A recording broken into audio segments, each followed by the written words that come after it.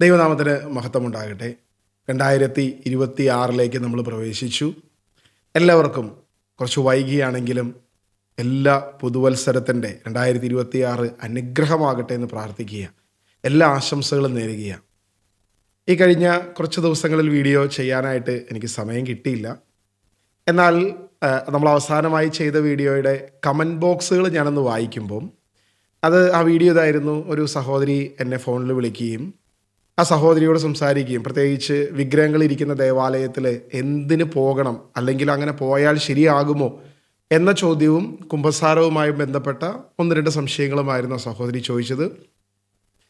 യാക്കോബിൻ്റെ ലേഖനവും സുവിശേഷങ്ങളും വെച്ച് ഞാൻ ആ സഹോദരിയോട് സംസാരിക്കുകയും ദൈവവചനം തന്നെ എടുത്തു വെച്ചിട്ട് 1-2 കാര്യങ്ങൾ പറയുകയും ചെയ്തതോടുകൂടെ ഇത്രയും ദിവസം ഞാൻ ആയിരിക്കുന്ന സഭയിലെ ചില കുറ്റങ്ങളോ കുറവുകളോ ദൈവവചന അടിസ്ഥാനത്തിലല്ലാത്ത ചില പ്രതികൂലങ്ങൾ, അല്ലെങ്കിൽ വിശ്വാസികളെ വഴിതെറ്റിക്കുന്ന, വിശ്വാസത്തിൽ നിന്നും മാനസാന്തരത്തിൽ നിന്നും തെറ്റിക്കുന്ന ചില മേഖലകളെ ചൂണ്ടിക്കാണിച്ചപ്പോൾ വലിയ സപ്പോർട്ട് പ്രത്യേകിച്ച് വിശ്വാസികളിൽ നിന്ന്, ബൈബിൾ വായിക്കുന്ന യഥാർത്ഥ കത്തോലിക്ക വിശ്വാസികളിൽ നിന്നും, ദൈവത്തെ സ്നേഹിക്കുന്ന യഥാർത്ഥ വിശ്വാസികളിൽ നിന്നും, അതുപോലെ തന്നെ പെന്തക്കോസ്ത് അല്ലെങ്കിൽ പ്രൊട്ടസ്റ്റന്റ് സമൂഹത്തിൽ നിന്നൊക്കെ ഒത്തിരി സപ്പോർട്ടുകൾ, ചില കോളുകൾ, നന്നായി നിങ്ങൾ ബൈബിൾ വായിക്കാൻ തുടങ്ങിയല്ലോ, ഇങ്ങനെ കമൻ്റ് കൊണ്ടാകട്ടെ കോള് കൊണ്ടാകട്ടെ എല്ലാ വിധത്തിലുള്ള സപ്പോർട്ടുകളും ഉണ്ടായിരുന്നു. എന്നാൽ ഞാൻ ഈ ഒരു കാര്യം തുറന്നു പറഞ്ഞതോടുകൂടെ ചില സമൂഹത്തിൽ നിന്നും വലിയ ഒരു എതിർപ്പ് കമൻറ്റ് ബോക്സിൽ ഞാൻ കാണാനിടയായി. പ്രിയമുള്ളവരെ, ഞാൻ പറഞ്ഞുകൊള്ളട്ടെ, ഞാനൊരു തികഞ്ഞ കത്തോലിക്കനാണ്. ഇന്നും കത്തോലിക്കനായി ജീവിക്കുന്നു. പ്രത്യേകിച്ച് മാറ്റമൊന്നുമില്ല. എന്നും അങ്ങനെ തന്നെ ജീവിക്കാൻ ആഗ്രഹിക്കുന്നു.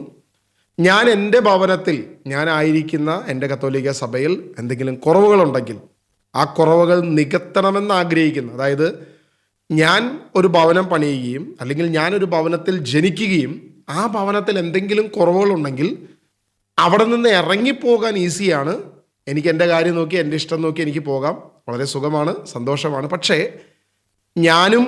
ഞാനായിരിക്കുന്ന ഈ സമൂഹവും ഒരുമിച്ച് വിശുദ്ധീകരിക്കപ്പെടണം, ദൈവസന്നിധിയിൽ എത്തണം എന്ന് ആഗ്രഹിക്കുന്നത് കൊണ്ട് തന്നെ ഞാൻ ഈ സഭയിൽ നിലനിൽക്കുന്നു. ഒരിക്കലും മാറാൻ ആഗ്രഹിക്കുന്നില്ല. ഇവിടെ നിന്നുകൊണ്ട് തന്നെ സത്യസുവിശേഷം പ്രസംഗിക്കണം എന്നാണ് എൻ്റെ ആഗ്രഹം. സത്യത്തിൻ്റെ മുഖം എന്നും വികൃതമാണ് എന്ന് പറയുന്നത് പോലെ ഈ സത്യം ഞാൻ തുറന്നു പറഞ്ഞപ്പോൾ ചിലർക്ക് അത് ഇഷ്ടപ്പെട്ടില്ല. എന്തായാലും 1-2 കാര്യങ്ങൾ സന്ദർഭവശാൽ പറയാമെന്ന് തന്നെ വിചാരിക്കുക.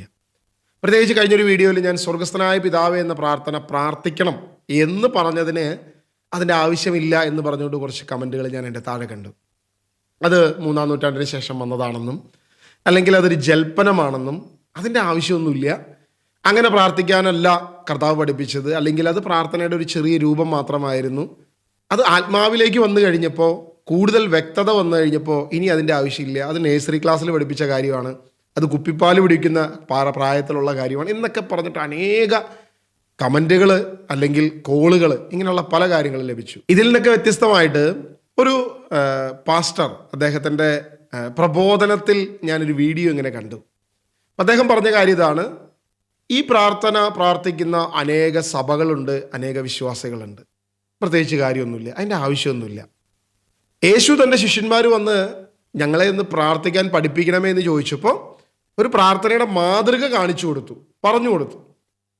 അതിനുശേഷം പരിശുദ്ധാത്മാവ് വന്ന് ബോധ്യത്തിലേക്ക് വന്നു കഴിഞ്ഞപ്പം ഇനി ഈ പ്രാർത്ഥന പ്രാർത്ഥിച്ച അത് വെറും ജൽപ്പനം മാത്രമാണ്, അതിൻ്റെ ആവശ്യമില്ല, യാതൊരുവിധ കാര്യവുമില്ല എന്ന രീതിയിൽ, അല്ലെങ്കിൽ അത് തെറ്റാണ്, അങ്ങനെ പ്രാർത്ഥിക്കുന്നതേ തെറ്റാണ് എന്ന രീതിയിൽ, അത് പൈശാചികമാണെന്ന് അദ്ദേഹം പറഞ്ഞില്ല, എന്നാൽ പറയാതെ പറഞ്ഞുകൊണ്ട് അദ്ദേഹം മുന്നോട്ട് പോയ ഒരു ഇത് കാണാനിടയായി. എനിക്ക് സത്യം പറഞ്ഞാൽ അവരോട് ഭയങ്കര സഹതാപമാണ് ഇത്തരക്കാരോട് തോന്നിയത്. കാരണം എല്ലാം വചനമടിസ്ഥാനത്തിൽ വേണം, സകലതും ബൈബിളിൽ പറയുന്നത് പോലെ തന്നെ വേണം, ഒന്നും വചനത്തിൽ ഇല്ലാത്ത പോലെ വരരുത് എന്ന് പറയുന്ന വ്യക്തികൾ യേശു പ്രാർത്ഥിക്കാൻ പഠിപ്പിച്ചു.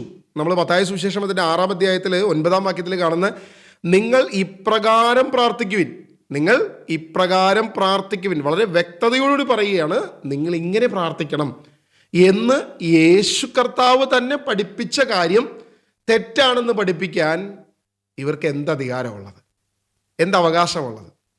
ഇക്കാര്യത്തിൽ ഞാൻ 2 പക്ഷക്കാരെയും ഒരുപോലെ സങ്കടത്തോട് കാണുകയാണ്. അതായത് പാരമ്പര്യ വിശ്വാസികൾ എന്ന് പറയുന്ന എല്ലാ വിശ്വാസികളെയും ഒരുപോലെ ഈ കാര്യത്തിൽ ഞാൻ എടുക്കുകയാണ്. കാരണം പ്രത്യേകിച്ച് ഞങ്ങളെപ്പോലെയുള്ള കത്തോലിക്കരായിട്ടുള്ള വിശ്വാസികൾ, ഒരു കാലത്ത് നമ്മൾ പഴയ ചരിത്രം പരിശോധിച്ചാൽ അന്നുണ്ടായിരുന്ന സന്യാസ സമൂഹം, വിശ്വാസ സമൂഹം, ദൈവത്തെ ആരാധിച്ചുകൊണ്ടിരുന്ന, എപ്പോഴും ബാക്കി ലോകത്തിൽ നിന്നും പൂർണ്ണമായി വേർപെട്ടിരുന്ന ജനത 150 പ്രാവശ്യം സ്വർഗസ്ഥനായ പിതാവേ എന്ന പ്രാർത്ഥനയും സങ്കീർത്തനങ്ങളും ഉരുവിട്ടു എന്നാണ് നമ്മൾ ചരിത്രത്തിൽ വായിച്ചു വരുന്നത്.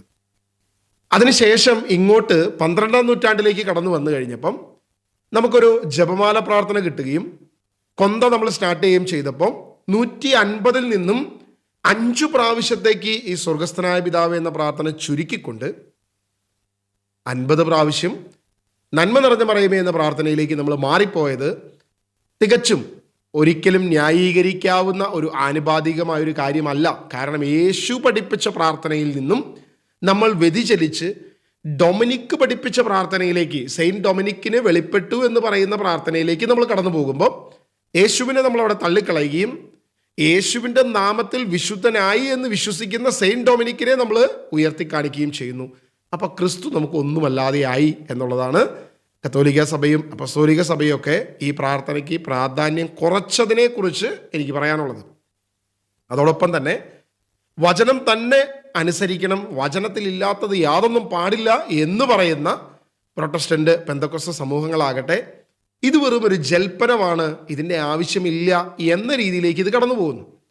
നമ്മൾ ഈ പ്രാർത്ഥന മത്തായി സുവിശേഷം അതിൻ്റെ 6-ാം അധ്യായത്തിൽ നമ്മൾ വായിക്കുമ്പം 6-ന്റെ 13-14 വാക്യങ്ങൾ നമ്മൾ വായിക്കുമ്പം, ഞങ്ങളെ പ്രലോഭനത്തിൽ ഉൾപ്പെടുത്തരുതേ, തിന്മയിൽ നിന്ന് ഞങ്ങളെ രക്ഷിക്കണമേ, മറ്റുള്ളവരുടെ തെറ്റുകൾ നിങ്ങൾ ക്ഷമിക്കുന്നുവെങ്കിൽ സ്വർഗസ്ഥനായ പിതാവ് നിങ്ങളുടെ പാപങ്ങൾ നിങ്ങളോടും ക്ഷമിക്കും, മറ്റുള്ളവരോട് നിങ്ങൾ ക്ഷമിക്കുകയില്ലെങ്കിൽ നിങ്ങളുടെ പിതാവ് നിങ്ങളുടെ തെറ്റുകൾ ക്ഷമിക്കുകയില്ല എന്ന് പറഞ്ഞ് POC ബൈബിൾ അത് അവസാനിപ്പിച്ചിരിക്കുക. എന്നാൽ POC ബൈബിളിൻ്റെ ഫുട് നോട്ടിൽ നമ്മൾ താഴോട്ട് വായിക്കുമ്പം 6-ന്റെ 13 എന്തുകൊണ്ടെന്നാൽ രാജ്യവും ശക്തിയും മഹത്വവും എന്നേക്കും അങ്ങയുടേതാകുന്നു, ആമേൻ എന്നുകൂടെ ചില പ്രാചീന കയ്യെഴുത്ത് പ്രതികളിൽ കാണുന്നു. നമുക്ക് ലഭിച്ചിരിക്കുന്ന ചില പ്രാചീനമായ കയ്യെഴുത്ത് പ്രതികളിൽ ഇങ്ങനെ ഒരു വാക്യം കൂടെയുണ്ട്. അതെങ്ങനെയാണ്? രാജ്യവും ശക്തിയും മഹത്വവും എന്നേക്കും അങ്ങയുടേതാകുന്നു. എന്തുകൊണ്ടെന്നാൽ രാജ്യവും ശക്തിയും മഹത്വവും എന്നേക്കും അങ്ങയുടേതാകുന്നു. ഇങ്ങനെ ഒരു വാക്കുകൂടെ നമുക്കവിടെ കാണാം എന്ന് പറയുകയാണ്.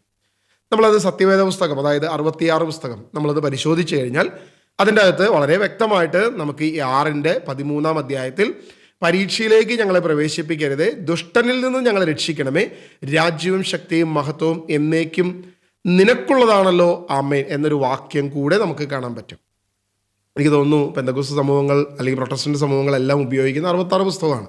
വചനമനുസരിച്ച് ജീവിക്കണം, വചനമനുസരിച്ച് മാത്രം എല്ലാം ചെയ്യണം എന്ന് പറയുന്ന ഈ പ്രൊട്ടസ്റ്റന്റ് പെന്തക്കോസ്ത് സമൂഹങ്ങൾ ഉപയോഗിക്കുന്ന 66 പുസ്തകത്തിൽ വ്യക്തമായ വാക്യമുണ്ട്. എന്നാൽ POC ബൈബിളിൽ അതില്ല. ഇതെങ്ങനെ സംഭവിച്ചു എന്നുള്ളതിനെക്കുറിച്ച് നമ്മൾ പരിശോധിച്ചു കഴിഞ്ഞാൽ ചില കയ്യെഴുത്ത് പ്രതികളിൽ എന്തുകൊണ്ട് ഈ വാക്യം വന്നു എന്ന് പരിശോധിച്ചാൽ പൊതുവെ പറയപ്പെടുന്ന ഒരു വാദം ഇതാണ്: ഈ പ്രാർത്ഥന ആദിമസഭയുടെ ഏറ്റവും പ്രധാനപ്പെട്ട പ്രാർത്ഥനയായിരുന്നു, യേശു പഠിപ്പിച്ച പ്രാർത്ഥന. യേശു പഠിപ്പിച്ച പ്രാർത്ഥനയ്ക്ക് ആദിമസഭാ സമൂഹം, വിശ്വാസ സമൂഹം അത്രയധികം പ്രാധാന്യം കൊടുത്തു. അവരേത് പ്രാർത്ഥനയ്ക്ക് മുൻപും ഈ ഒരു പ്രാർത്ഥന, സ്വർഗസ്ഥനായ ഞങ്ങളുടെ പിതാവേ എന്ന് പ്രാർത്ഥന പ്രാർത്ഥിച്ചുകൊണ്ട് ത്രിയേക ദൈവത്തെ വർഷിപ്പ് ചെയ്യുന്ന എല്ലാ പ്രാർത്ഥനയിലും ഈ പ്രാർത്ഥനയിലായിരുന്നു അവർ തുടങ്ങിയിരുന്നത്. അങ്ങനെ ആ പ്രാർത്ഥനയിൽ തുടങ്ങിയിരുന്ന ആ പ്രാർത്ഥന അവരുടെ വാക്കുകളിൽ ഉണ്ടായിരുന്ന ചില കൃത്യതയാണ് ഇവിടെ നമ്മൾ കാണുന്നത്. അവർ പ്രാർത്ഥിച്ചു കൊണ്ടിരുന്നപ്പോൾ അവരിങ്ങനെ പ്രാർത്ഥിക്കുമായിരുന്നു: എന്തുകൊണ്ടെന്നാൽ രാജ്യവും ശക്തിയും മഹത്വവും എന്നേക്കും അങ്ങയുടേതാകുന്നു. ഇതുകൂടെ അവർ പ്രാർത്ഥിക്കുമായിരുന്നു. അതുകൊണ്ടാണ് ചില കയ്യെഴുത്ത് പ്രതികളിൽ അത് വരികയും എന്നാൽ ചിലതിൽ അതില്ലാതിരിക്കുകയും ചെയ്തത്. അതായത് മത്തായി സുവിശേഷത്തിൽ ഇത് കയ്യെഴുത്ത് പ്രതിയായി പകർത്തി എഴുതുമ്പോൾ പല കയ്യെഴുത്ത് പ്രതികളിലേക്ക് എഴുതി കഴിഞ്ഞപ്പം അവർ അനുദിനം അവരുടെ പ്രാർത്ഥനയിൽ ഉൾപ്പെട്ടിരുന്ന പ്രാർത്ഥന അവർ പ്രാർത്ഥിച്ചപ്പോൾ ഇങ്ങനൊരു വാക്കുകൂടെ, അതായത് സഭയ്ക്ക് ഇങ്ങനൊരു വിശ്വാസം ഉണ്ടായിരുന്നു: ഞങ്ങൾ എന്തുകൊണ്ട് ഈ പ്രാർത്ഥന പ്രാർത്ഥിക്കുന്നു? സ്വർഗസ്ഥനായ ഞങ്ങളുടെ പിതാവേ എന്ന് എന്തുകൊണ്ട് വിളിക്കുന്നു? അങ്ങയുടെ രാജ്യം വരണമേ എന്ന് എന്തുകൊണ്ട് പ്രാർത്ഥിക്കുന്നു? ഞങ്ങളെ പ്രലോഭനങ്ങളിൽ നിന്ന് അകറ്റണമേ എന്ന് പ്രാർത്ഥിക്കുന്നു? ഞങ്ങൾക്ക് അന്ന് വേണ്ട ആഹാരം എന്തുകൊണ്ട് നൽകണമെന്ന് പ്രാർത്ഥിക്കുന്നു? ഇതെല്ലാം അവസാനം എന്തുകൊണ്ടെന്നാൽ, അതായത് ഞങ്ങൾ ഈ പ്രാർത്ഥന പ്രാർത്ഥിക്കുന്നത് എന്തുകൊണ്ടെന്നാൽ രാജ്യവും ശക്തിയും മഹത്വവും എന്നേക്കും അവിടുത്തെയാണ്. അതായത് ഈ രാജ്യം വരണമെന്ന് പറയുന്നതിൻ്റെ കാരണം രാജ്യം അവിടുത്തെയാണ്. ദൈവത്തിൻ്റെ രാജ്യം, അങ്ങയുടെ, യേശുവിൻ്റെ, ദൈവത്തിൻ്റെ, ക്രിസ്തുവിൻ്റെ രാജ്യം. മഹത്വം ക്രിസ്തുവിൻ്റെ, സകല മഹത്വവും ക്രിസ്തുവിന്, സകല ശക്തിയും ക്രിസ്തുവിൻ്റേത്, ദൈവത്തിൻ്റേത് എന്ന സഭയുടെ, വിശ്വാസ സമൂഹത്തിൻ്റെ ചിന്ത, അവരുടെ പ്രാർത്ഥന ഇങ്ങനെയായിരുന്നു. എന്തുകൊണ്ടെന്നാൽ രാജ്യവും ശക്തിയും മഹത്വവും എന്നേക്കും അങ്ങയുടേതാകുന്നു.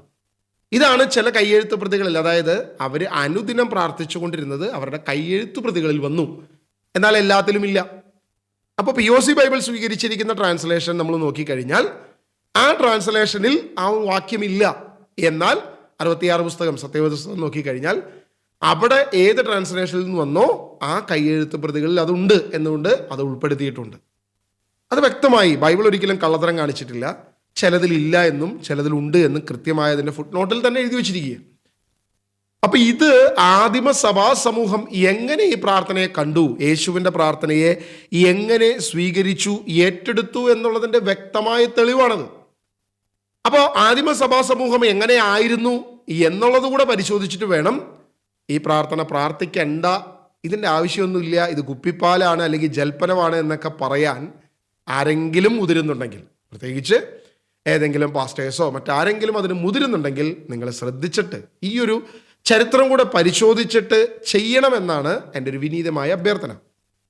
ഇനി അടുത്ത കാര്യം നമുക്ക് പരിശോധിക്കാം. നമ്മൾ പലപ്പോഴും ആരാധനകളിൽ നമ്മൾ സ്ഥിരമായിട്ട് കാണുന്ന വാക്കുകളാണ് ഹല്ലേലൂയ. കണ്ടിന്യൂസ്ലി നമ്മൾ ഉരുവിട്ടുകൊണ്ടിരിക്കുന്നു. ഹല്ലേലൂയ, ഹല്ലേലൂയ, ഹല്ലേലൂയ. മാലാഖമാർ ഹല്ലേലൂയ പാടുന്നു, ഹല്ലേൽ കീർത്തനങ്ങൾ പാടി ആരാധിക്കുന്നു. ഇങ്ങനെ ഹല്ലേലൂയ എന്ന് അനുദിനം അല്ലെങ്കിൽ അനേക പ്രാവശ്യം ഉരുവിട്ടുകൊണ്ടിരിക്കുന്നു. അപ്പം ഇത് ജൽപ്പനമാകില്ലേ? സ്വർഗസ്ഥനായ പിതാവേ എന്ന പ്രാർത്ഥന വെറുതെ പ്രാർത്ഥിക്കുന്നത് അല്ലെങ്കിൽ അതിൻ്റെ ആവശ്യമില്ല, അത് ജൽപ്പനമാണ് എന്ന് പറയുന്നവരോട് ഞാൻ ചോദിക്കുകയാണ്, അനേക പ്രാവശ്യം ഹല്ലേലൂയ എന്ന് പറയുന്നതോ, ആരാധന എന്ന് പറയുന്നതോ, ആമേൻ എന്ന് പറയുന്നതോ ഇതെല്ലാം ജൽപ്പനമാകത്തില്ലേ എന്നൊരു സംശയം ഞാൻ നിങ്ങളോട് ചോദിക്കുക, നിങ്ങൾക്ക് വിടുക, നിങ്ങളുടെ ചിന്തയ്ക്ക് വിടുക. അടുത്തത്, നമ്മളെല്ലാ പാട്ടുകളും ശ്രദ്ധിച്ചു കഴിഞ്ഞാൽ ദൈവവചന അടിസ്ഥാനത്തിലാണ് ക്രിസ്തീയ ഭക്തിഗാനങ്ങളെല്ലാം നിൽക്കുന്നത്. വചനാടിസ്ഥാനത്തിൽ അല്ലാത്ത പാട്ടുകളും ഉണ്ട്, ഇല്ല എന്നല്ല. വചനാടിസ്ഥാനത്തിലാണ് നമ്മൾ കീർത്തനങ്ങൾ അല്ലെങ്കിൽ ഗാനങ്ങൾ പാടി ദൈവത്തെ ആരാധിക്കുന്നത്. അപ്പോൾ ചിലപ്പോൾ ആ വരികൾ നമ്മൾ വീണ്ടും വീണ്ടും വീണ്ടും ഉരുവിടുന്നു, ഒരേ വരികൾ റിപ്പീറ്റ് ചെയ്യുന്നു. അങ്ങനെ റിപ്പീറ്റ് ചെയ്യുമ്പോൾ അത് ജൽപ്പനമാകില്ലേ? അല്ലെങ്കിൽ ആ വചനം അങ്ങനെ തന്നെ വീണ്ടും നമ്മൾ പറഞ്ഞുകൊണ്ടിരിക്കുമ്പോൾ അത് ജൽപ്പനമാകില്ലേ? വിശുദ്ധ ബൈബിളിലുള്ള സ്വർഗസ്ഥനായ പിതാവേ എന്ന പ്രാർത്ഥന, യേശു പഠിപ്പിച്ച പ്രാർത്ഥന ഞങ്ങൾ ഉരുവിടുമ്പോൾ അല്ലെങ്കിൽ ഞങ്ങൾ പ്രാർത്ഥിക്കുമ്പോൾ അത് ജൽപ്പനമാകും, അതിൻ്റെ ആവശ്യമില്ല എന്ന് വിമർശിക്കുന്ന ചിലരോടാണ് എൻ്റെ ചോദ്യം. അപ്പം ഇതൊന്നും ജൽപ്പനമാകില്ലേ? അപ്പം ഇതൊക്കെ ജൽപ്പനമാണെങ്കിൽ പിന്നെ നിങ്ങൾ എന്തിനാണ് നിങ്ങളുടെ ആരാധനയിൽ ഇത് ഉൾപ്പെടുത്തുന്നത്? അത് നിങ്ങളുടെ ചിന്തയ്ക്ക് വിടുക. ഇനി യേശു സങ്കീർത്തനങ്ങൾ പ്രാർത്ഥിച്ചിരുന്നു. നമ്മൾ വ്യക്തമായിട്ട് കുരിശേ കിടന്നുകൊണ്ട് 22-ാം സങ്കീർത്തനം യേശു ഉരുവിടുന്നത് നമ്മൾ കാണുന്നുണ്ട്. ഏൽ ഏൽ ലമ സമക്താനി, എൻ്റെ ദൈവമേ നീ എന്തുകൊണ്ട് എന്നെ ഉപേക്ഷിച്ചു. യഹൂദരുടെ പ്രാർത്ഥനാ രീതികൾ നമ്മൾ പരിശോധിച്ച് കഴിഞ്ഞാൽ അവരുടെ പ്രാർത്ഥനകൾ കൃത്യമായി യാമപ്രാർത്ഥനകൾ ഉണ്ടായിരുന്നു. ആ യാമപ്രാർത്ഥനകൾ ഉൾപ്പെട്ടിരുന്ന സങ്കീർത്തനങ്ങൾ ഉണ്ടായിരുന്നു.